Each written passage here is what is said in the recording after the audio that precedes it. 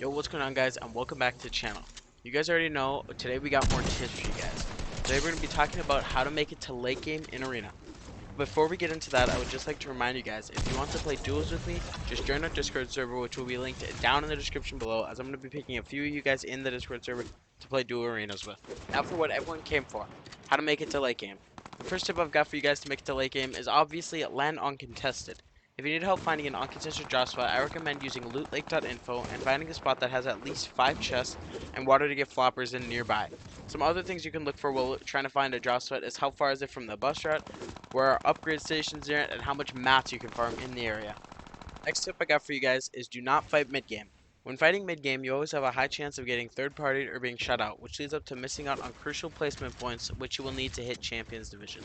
Just remember, whether it's using a launch pad to escape or even just sitting in a box and waiting for a third party to distract your opponents to make a sneaky getaway, you always want to escape any mid-game fights you physically can.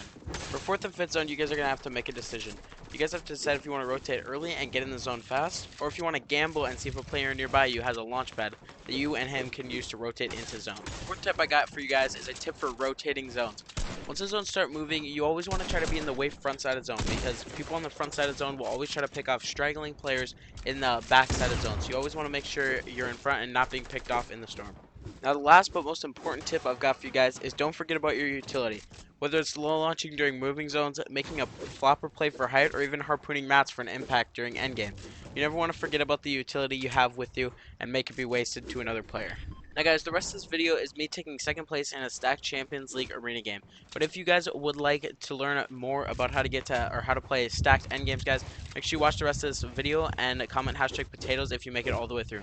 Also guys, I would just like to mention, if these tips did help you, I would just like to ask you guys to smash that like button and subscribe with post notifications turned on, as I do post content like this regularly.